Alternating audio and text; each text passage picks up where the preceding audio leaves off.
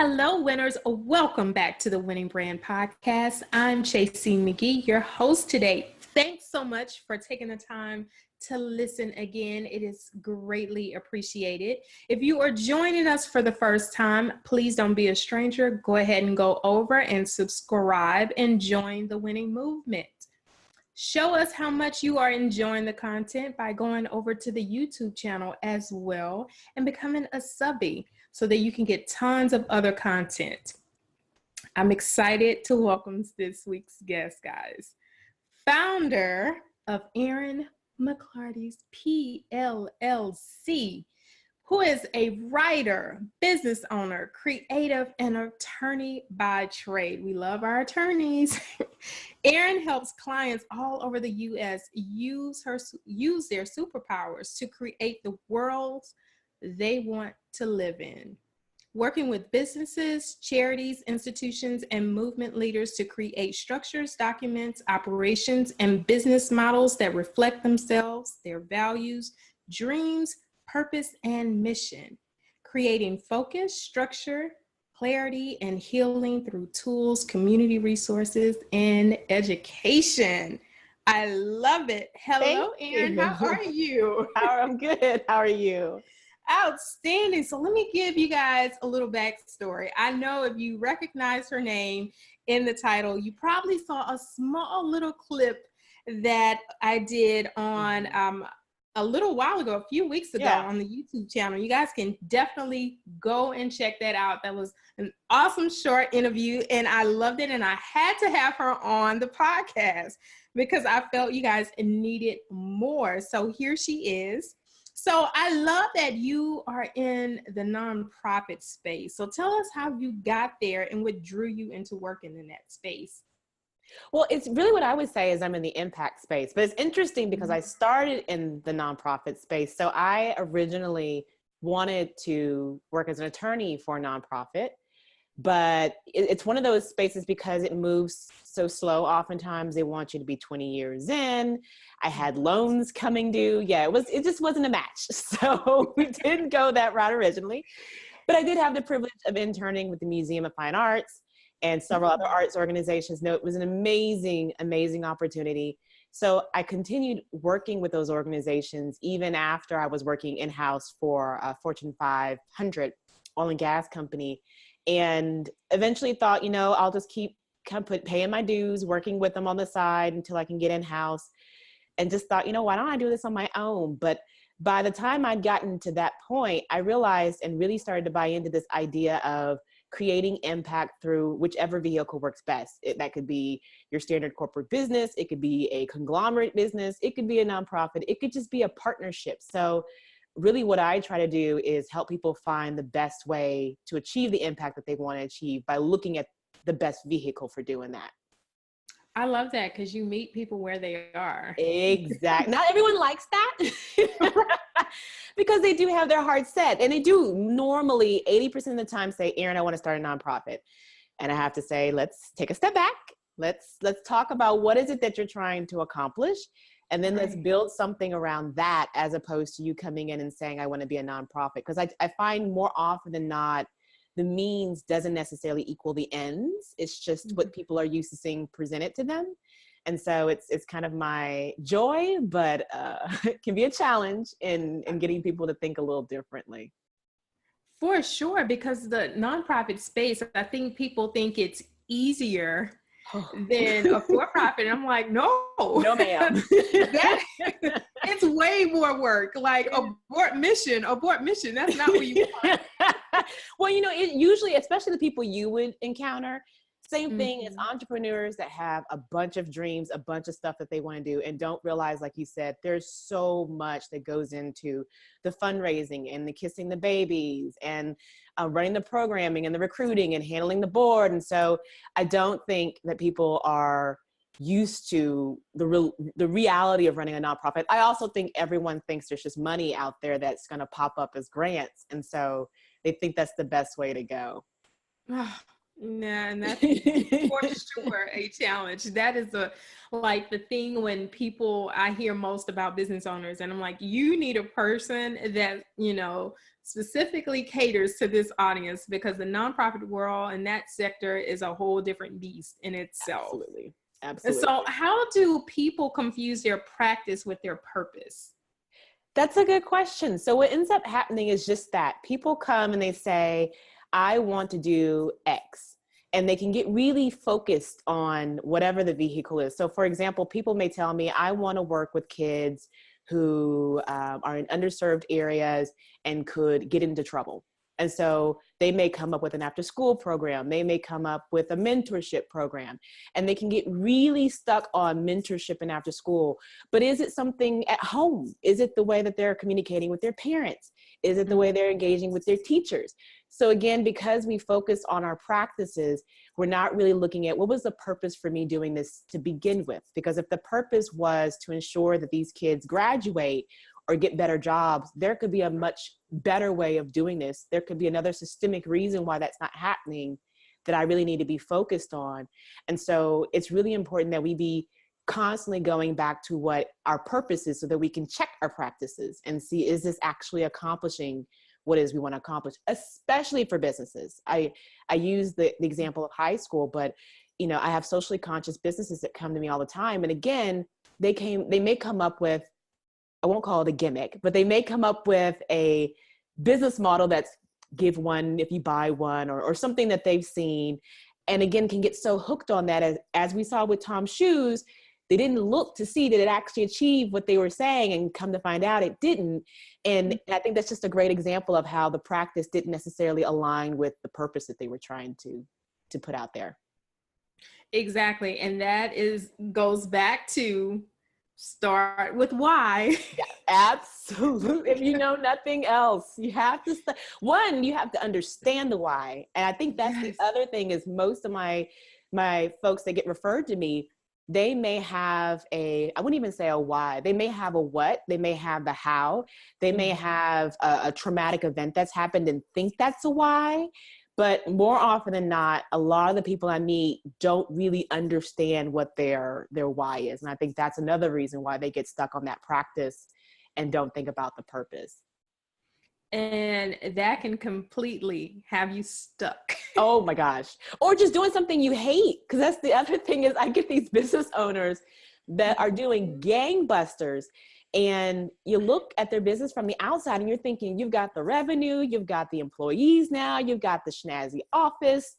This is the life, but you look at what they're doing and their practice isn't aligned with their purpose. And so I ran into that when I started my own business, actually, because, and the reason why I have attorney by trade at the end is a lot of people get hooked on that. And firms are still presented in a very archaic and non-responsive way. And I found myself sliding into that because I was forgetting that I didn't start because I wanted to just put law out there. I started because I had this thing that I wanted to accomplish with people and realized the way that I was practicing that wasn't aligning. So we're all subject to it. But again, you're absolutely right. If you're not clear on that, like really clear on that why, not only will you get stuck, but you may thrive on a road that isn't yours. Exactly. And that happens all the time. Yeah. And it's so amazing how many business owners, like we said, like really struggle with that. And I know they get so frustrated with me when I'm like, but why? Like, why? The 5 whys. Absolutely. Yes.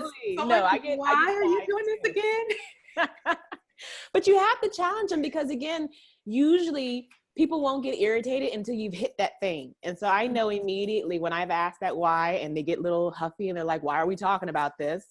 That there's something there that we need to unearth and really talk about, because it's going to end up showing, like you said, showing up later on in the business, either because you're not making the revenue you want, you're not doing it the way that you want to do it, you're not attracting the clients that you want. And all of that just goes back into that why.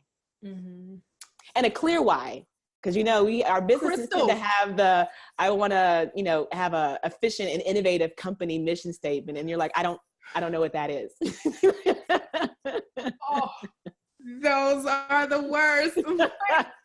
No, it's it's not authentic at all. It's like they just grabbed bits and pieces from other people's, instead of really digging and getting to the root of the problem. Like I had a coach that literally made us break every word down to define why. And when I got through that, I was like, oh, I'm solid. I'm crystal clear on who I am talking to. There's no question if I had any doubt before. And so that's how I work with my clients on breaking it all the way down, because it's so simple, but we try to make it so complex. We do. Try to make it like so, and I have to save the world, and I have to do this, and I have to have all these causes and so many missions. DRE words, yeah. It's like, no, what's that one thing that's going to say that you can do? Exactly.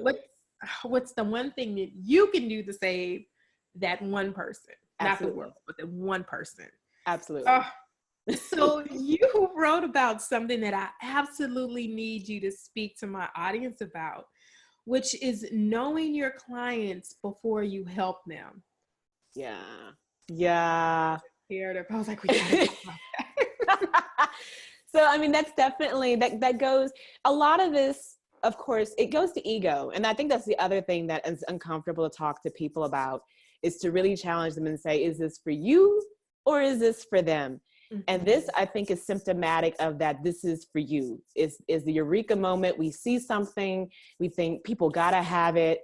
I've got clients now, they even have people asking for it. So that's fine, but they forget that someone asks for it does not mean it's a validated business model.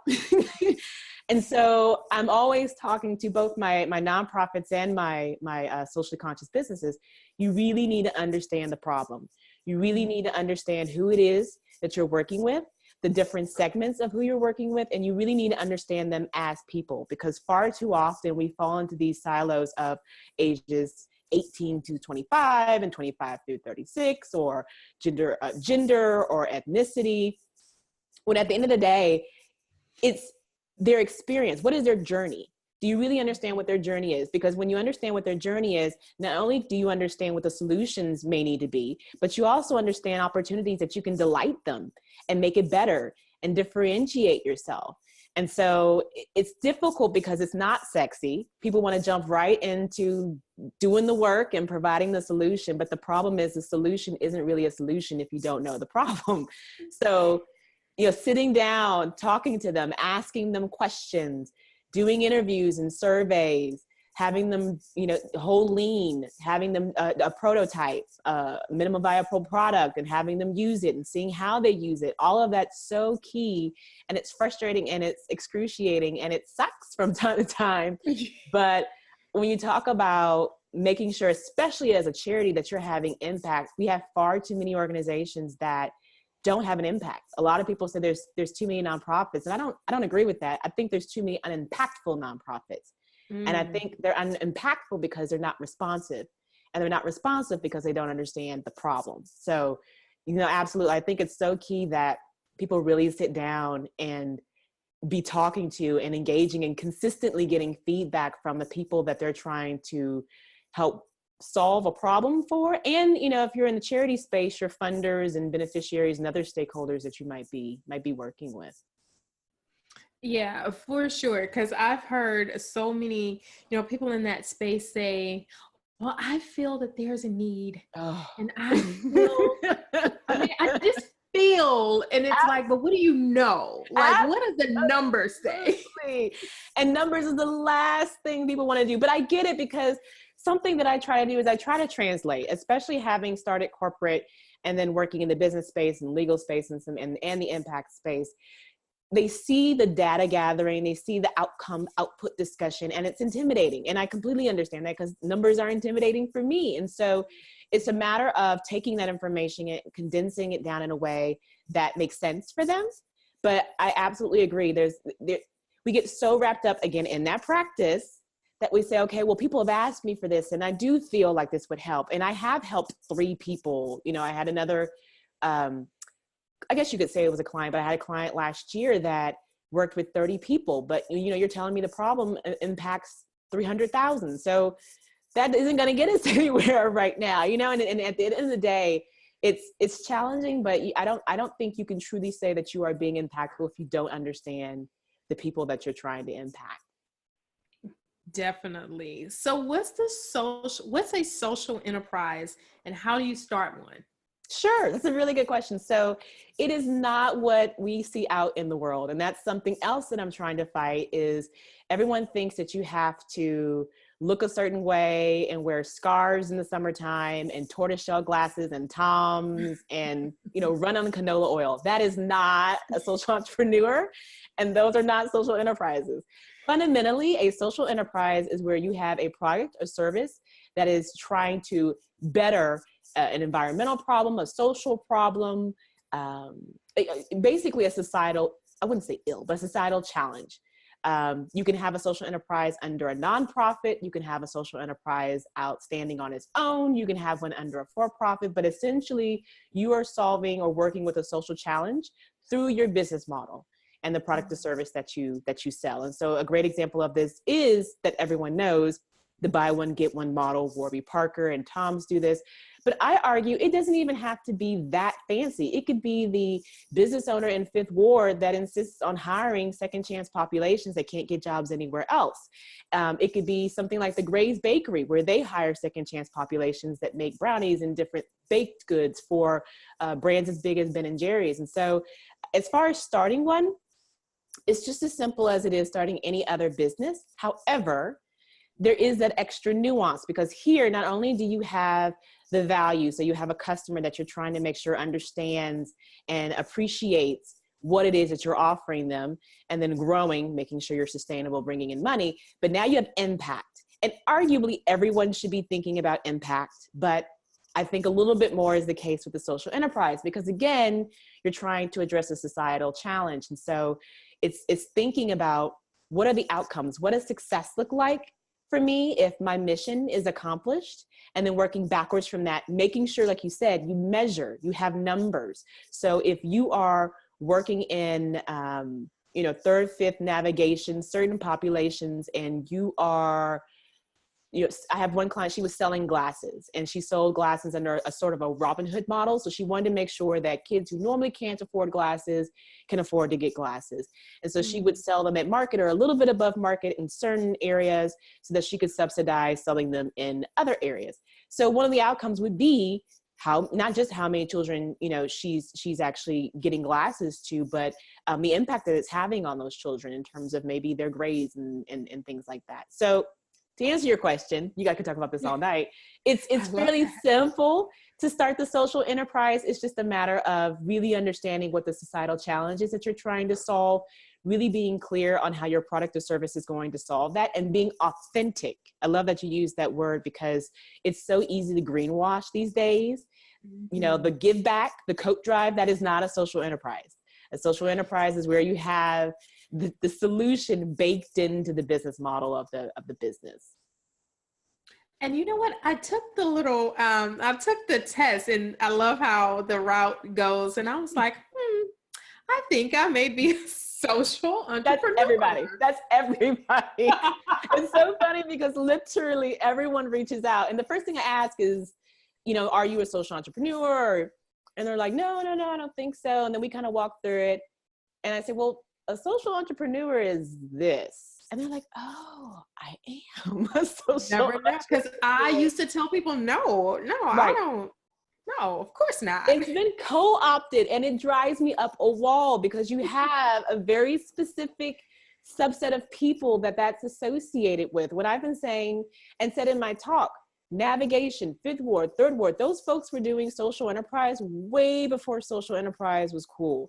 Out in California and Compton, in Brooklyn, before Brooklyn is now, they were doing social enterprises. And so it's not a new concept, even though you have a lot of people taking wrongful attribution for it. What it is it's gaining a lot of popularity. One, because we're seeing nonprofits under the grants are not a business model. It's not sustainable. So there's got to be a way of earning revenue, but also because there's a lot of funding available for it now. You have a lot of investors and foundations and governments that are really interested in using a more capitalist, like a capitalism model for solving the problems, as opposed to just depending entirely on a charity service model. Oh, wow. Mm-hmm. So we touched on helping people tap into their superpowers a little bit on the interview, the first interview, but why is that so essential for what you do? I've never been asked that. It is essential because of really the revelation that you just had. There's so many people out here doing amazing things who are not getting recognition for it, who are not getting access to the resources and access to the capital for it. And not only that, but there's just so many resources out there that make us feel like we're doing it wrong. And I myself got tired. I feel like I'm doing it wrong because Gary Vee or Tim Ferriss or whoever the biggie out there is says that I should be doing it a specific way. And so I try to help. I really want people to understand you can change the world as you. You don't have to manifest as Zuckerberg. You don't have to manifest as insert other man here. You can, as you, have as much, if not more of an impact doing what you do. And so that's where I think the healing comes in, is so often people feel like the traumas that they've experienced, the hard times that they were on, the way they were raised, that's a detriment, and that's going to keep them from being able to be the Zuckerbergs. And I would contest that's exactly what will lead you to surpass Zuckerberg, is the fact that you have gone through those traumas and you have had that environment and you have had the resilience to overcome it. And you have an empathy and a skill set that no one else has. It just has to be channeled. And I don't think that has to be done outside of. I think it's really powerful when it's done through the business and charities that you're starting. I love that. Good. I've never been asked that. So I was like, whew. I know, right? I was like, I got to ask her about that. I appreciate it. I appreciate it. So what are you currently working on right now? What do you have going on? So much. But really what I'm focusing on is a guide. You know how it is when you just content. But I have a guide that I'm working on because, we talked a little bit about social superpowers. How do you use your superpowers? And something that I've noticed is you see a lot of these folks, especially I noticed on Instagram, coaches that'll talk about do this, do that, live your best life, manifest your dreams. But then it's kind of like ... You don't know how to do that. How do I do that? And so that's really where I feel like I pick up is let's look at what those dreams are. Let's put some focus around it. Let's look at what your passions, your superpowers are. And then let's create something that is in honor of what it is that we've discovered. And I'm creating a guide to walk people through that. So identifying your superpower, ways that you can use your superpower in whatever you create, creating things that are authentic and true and in service to your superpowers. And then, just some other ideas. You don't necessarily have to create anything. You can use your superpowers in service to existing organizations and maybe even your corporate job and judging that up in a way that works better for you for another organization. So that's my focus right now, and just getting prepared for some talks I have coming up at the middle of the year. That's awesome. And I really, want people to pick up the guide because I know a lot of people, especially that are stuck in corporate or stuck in places and they think that they add no value or they don't have anything to give, but everyone has something to give. Absolutely. So I think this guide will definitely help them channel that and find that, work into their inner self and say, hey, I didn't think about that, but I am good at it because someone's told you that you're great at something. Absolutely. Absolutely. And you are always known as that friend that does X. And again, we talked about this in the short. It's one of those where so many people feel like whatever that is, we have a corporate self and we have our personal self. And I know that I was guilty of this. And so we feel like we can act a certain way here, and then we have to completely extricate ourselves and then co-opt the persona here.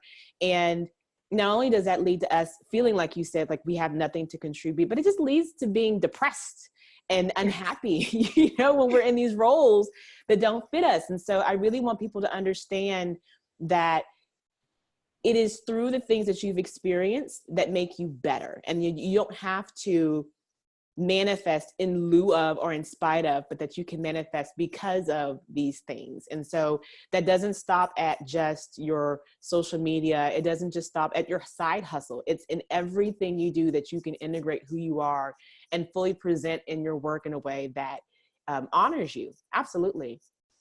Yes, I just want people to be the best version of themselves. Yes, absolutely. Don't No have one to be else. anybody else. Absolutely. And in the business world, that's just so tough because we're presented templates. We're told, do this, do that. This person did this and they were successful, and Uber went this way and they were successful. And so you're absolutely, every day we have to fight being someone else. And so I get why that's the case. Sure. You're right. We have to keep yelling at the mountaintop. No, just be you. That's fine. And that's okay. It's okay to be you. Okay. Absolutely. Everyone else is taken. They're good. They're good. Be you. I love that. So as we come to the close of our interview today, I asked everyone a very fun question. So, and yours today would be, how would you convince someone to do something that they didn't want to do?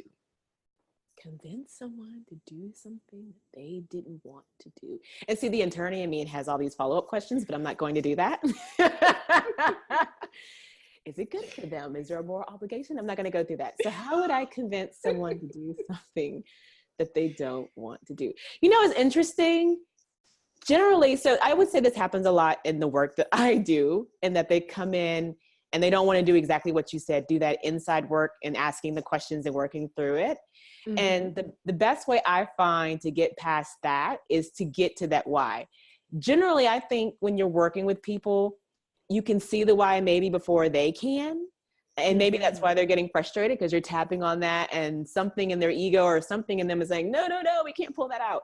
But that's normally how I do it, is to really start dancing around and confronting that why. And once I get to that purpose, something in them sings to it and they're like, okay, I'm gonna go with it. So that would probably be, it's just to get down to why it matters. What does it matter to me? And why does it matter to me? And go from there. Oh, that's a good one. Thank you. Got to be careful with those questions. Yes, you do. Because now they're going to be like, wait a minute. What is she doing? Absolutely. What is she doing now? Because I'm very upfront with that tactic. Good. I like it. So there you have it, everyone. She's going to get down to the bottom of your why. We're going to get there at some point. Fight it if you want. I love it. Well, you are definitely winning in this social impact space. And I'm so happy that we finally got you on the show. Thank you for having me. I appreciate it. Not a problem. So tell everyone how to connect with you and how to stay connected with you. Sure. There's a couple options. So the website link will be up, emcclartypllc.com. Through that, I actually have a beta community that I am working with, the angel entrepreneurs, which is really cool. And what I want to do is I want to create just that, a community for people who feel like they're doing things differently and are used to people saying, well, no, you can't do that because you're not a nonprofit, or you can't do that because you're not for-profit. No, everyone is welcome. As long as you are wanting to have a positive net impact and you want to do that through some sort of business, be it charity or otherwise, come join. That's an option. My Instagram is another option, Mcclarty03.